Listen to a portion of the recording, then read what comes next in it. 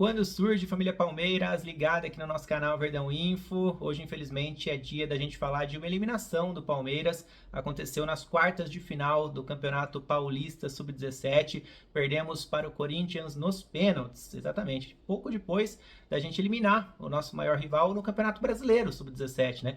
Coincidentemente, na mesma fase. Então, o Palmeiras eliminou o Corinthians nas quartas de final do Brasileirão Sub-17, o Verdão já está na semi, já está em meio ao confronto diante do Botafogo, já ganhamos do Botafogo na ida por 1-0 lá no Engenhão, inclusive, então o Palmeiras está vivíssimo no Campeonato Brasileiro Sub-17, a gente vai em busca do tri nessa competição, inclusive, mas no Paulista, exatamente nas quartas de final, a gente reencontra o Corinthians e agora somos eliminados, portanto, pelo nosso maior rival. Na ida, lá na Fazendinha, numa partida que aconteceu no último sábado de setembro, o Corinthians venceu por 1-0. Então o Palmeiras tinha que reverter esse placar, tinha que fazer pelo menos 1-0 também, né? Para a partida ir para os pênaltis, ou vencer por 2-0 no tempo normal, para daí avançar para a semifinal, né? Mas o Verdão conseguiu vencer pelo placar mínimo, com um gol já na reta final do jogo, né? Para quem não sabe, no Campeonato Paulista Sub-17 são 2 tempos de 40 minutos, né? Então o Palmeiras fez um gol aos 37 do segundo tempo, tava quase nos acréscimos ali, né? Praticamente. Então, um gol do Lucas Gaúcho, que é o Lucas Gabriel, né? Fez um gol ali com uma jogadaça do Isaac, daqui a pouco a gente vai trazer, 2 jogadores, aliás, que entraram no segundo tempo. O Lucas Gaúcho, é legal falar dele, né? Porque ele termina o estadual como artilheiro do Verdão com 17 bolas na rede. É bom ficar de olho no Lucas porque é um jogador nascido em 2008, então ele nem é um jogador, assim, sub-17, né? Bem dizer, ele é categoria sub-16 aí, né? Então, assim, tá no seu primeiro ano da categoria. No ano que vem, certamente vai ser titular, porque o Murilo Dourado vai virar sub-20 em 2025, né? Então, olho no Lucas Gaúcho, que é fazedor de gols, é matador, fez muito gol nessa temporada, mesmo estando, vamos dizer assim, numa categoria diferente da dele, né? Porque a gente sabe que a categoria sub-16 é uma categoria de transição, não temos muitos campeonatos, né? Então muitos atletas, ou pelo menos alguns atletas sub-16 jogam no sub-17, alguns com muito destaque, inclusive, que é o caso do Luiz Pacheco, que é o caso do Juan Gabriel, que é o caso do Lucas Ramon, Luiz Santana. Esses jogadores ganharam muita minutagem, além do Wesley, né, que é um dos grandes nomes da categoria, e o Lucas Gaúcho roubou a cena no quesito balançar as redes adversárias, né? Foi muito bem em 2024. E com essa eliminação, além de deixar a briga pelo título paulista sub-17, o Verdão também já sabe que não vai poder disputar a Copa do Brasil sub-17 do ano que vem, né? Notícia péssima, porque afinal de contas o calendário para 2025 vai ficar igual ao desse ano, né? Em relação a competições oficiais na categoria sub-17, teremos apenas o Campeonato Paulista e o Campeonato Brasileiro. A gente sabe do regulamento da Copa do Brasil, que é um regulamento que muita gente questiona, mas enfim, não tem muito o que fazer. Então, seja na categoria sub-17, seja na categoria sub-20, só participam da Copa do Brasil do ano seguinte os finalistas do Campeonato Paulista da atual temporada. Bom, vamos lá com a escalação do técnico Gustavo Almeida para esse jogo de volta contra o Corinthians no estádio do Canindé. Só lembrando que na partida de ida, lá na Fazendinha, onde o Corinthians venceu o Verdão por 1-0, nós tivemos um time alternativo, né? O técnico palmeirense priorizava, na ocasião, o Campeonato Brasileiro Sub-17, que foi exatamente aquela partida de ida contra o Botafogo, lá no Engenhão, 1-0 pro Verdão, gol do Belé. Então, assim, aquele jogo contra o Corinthians, o jogo de ida, antecedeu aquela partida contra o Fogão. Então, assim, tivemos só 3 titulares iniciando a partida. Claro que muitos outros titulares foram entrando ao longo do jogo, mas, enfim, perdemos por 1-0 e na volta agora o time titular entrou em campo. Mas o Palmeiras teve um desfalque importante no ataque, né? O Heitor se machucou nos últimos dias e foi desfalque. O Antônio Marcos entrou em seu lugar. Tivemos outra mexida por opção mesmo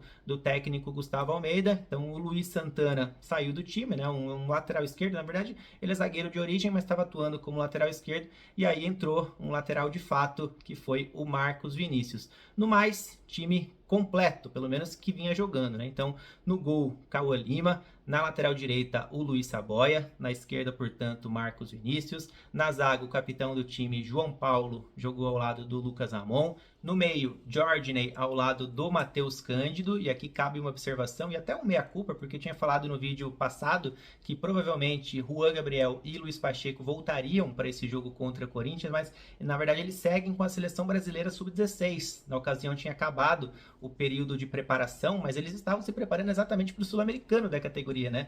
Eu me embananei com as datas aqui, não sabia que o sul-americano ia começar já em outubro, então começou, a seleção brasileira está disputando o Sul-Americano Sub-16, já ganhou da Venezuela na estreia por 4-1, depois na segunda rodada empatou com o Uruguai por 1-1, e o Palmeiras tem 3 representantes, Luiz Fernando, goleiro, que vem jogando pouco, né, pela categoria Sub-17, e os 2 atletas que vem atuando, na verdade, com muita frequência em 2024, que é o Juan Gabriel, que estava sendo reserva até o momento da convocação, mas era quase que um 12º jogador, e o titularíssimo Luiz Pacheco, né, titular desse meio campo, que ainda não voltou, portanto, a volância segue com Jorginho e Matheus Cândido. Essa dupla tem atuado, né, nas últimas partidas, desde que o Pacheco foi convocado. No meio, o Eric Belé atuou com a camisa 10, e na frente, Wesley, Murilo Dourado e o substituto do Heitor, Antônio Marcos. Bom, e o primeiro tempo lá no Canindé não foi tão bom assim, né? Poucas chances criadas, na verdade, poucas chances de perigo, assim, né? Porque o Palmeiras criou até algumas oportunidades interessantes pelo toque de bola ali, né? Uma cabeçada do Murilo Dourado após cruzamento do Saboia, que passou perto. Também tivemos uma jogadinha combinada, né? Muito bonita do Palmeiras, desde o campo de defesa. Teve um toque de calcanhar do Eric Belé, a bola vai chegar lá na direita para o Wesley, né? O canhoto Wesley joga com os pés invertidos, como a gente fala ali, né? Joga pela direita, ele que é canhoto, ele traz para o meio, bate, a bola passa perto. Então tivemos algumas jogadas interessantes, mas assim, nenhuma jogada mais aguda, nenhuma grande defesa do goleiro corintiano. Bom, e no segundo tempo nós vimos, infelizmente, né, o time corintiano usar e abusar da cera, né? O jogo ficou ainda mais parado, ainda mais truncado, ainda mais nervoso, e enfim, continuou sem grandes chances, até que o Eric Belé acertou uma bola na trave, cara. Um pecado essa bola não ter entrado, tava difícil de entrar na defesa corintiana, né? O Corinthians armou mesmo uma retranca ali atrás, estava querendo que o tempo passasse, então a solução foi mesmo chutes de fora da área ali, né? Então o Belé teve essa grande oportunidade, uma pena porque seria mais um gol do Belé contra o Corinthians, é um carrasco do nosso rival, né? Já tinha marcado contra eles na ida e na volta das quartas de final do Campeonato Brasileiro Sub-17, quando nós eliminamos o Corinthians, né? Então o Belé quase que marca mais um gol aí.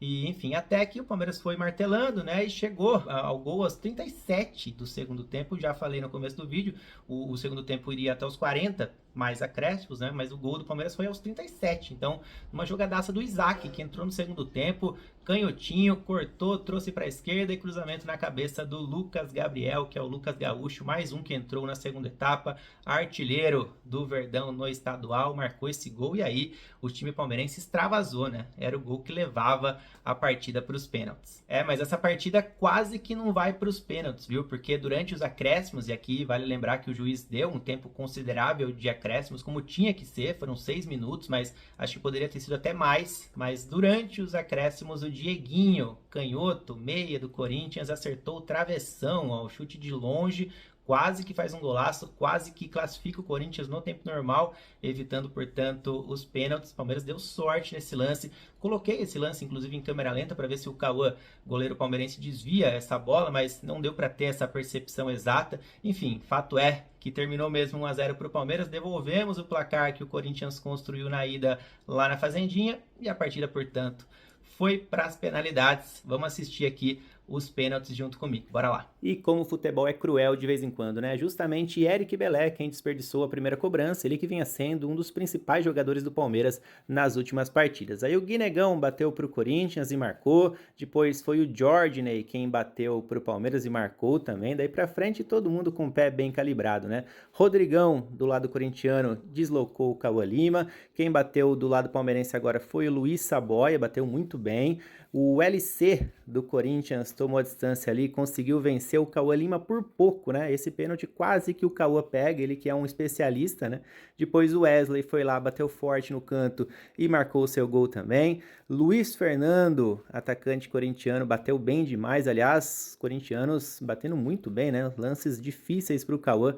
Antônio Marcos não podia errar, bateu bem, fez seu gol e para fechar, e marcou o gol da classificação, Dieguinho deslocou Cauã Lima, Corinthians classificado 5-4 nos pênaltis. Bom, tá aí, uma pena essa eliminação do Palmeiras, né? A gente não só deixa a briga pelo título paulista sub-17, como também não se qualifica para disputar a Copa do Brasil da categoria no ano que vem, assim como foi nessa atual temporada, né? Infelizmente. Porém, Palmeiras segue firme na briga pelo título brasileiro sub-17, já vencemos o Botafogo na ida lá no Engenhão por 1-0, com um golaço de falta do Eric Belé, e agora a gente aguarda a partida de volta, que vai acontecer lá no dia 22 de outubro, uma terça-feira, às 15 horas. Até onde eu vi, não temos local definido ainda, mas isso deve ser definido nos próximos dias. Então a gente vai informando vocês aqui. O Palmeiras segue firme, e muito firme, né, na briga pelo título brasileiro. Aliás, a campanha palmeirense é impecável, não perdemos até aqui na competição, então o Verdão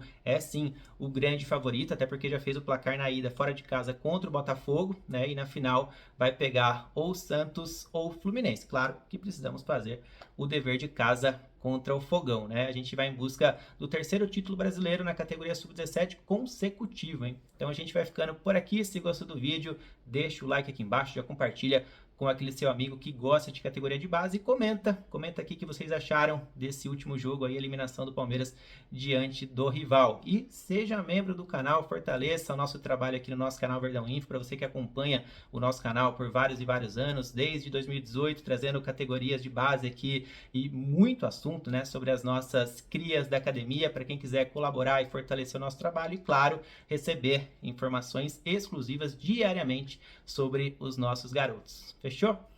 Tamo junto, galera. Valeu. Até mais.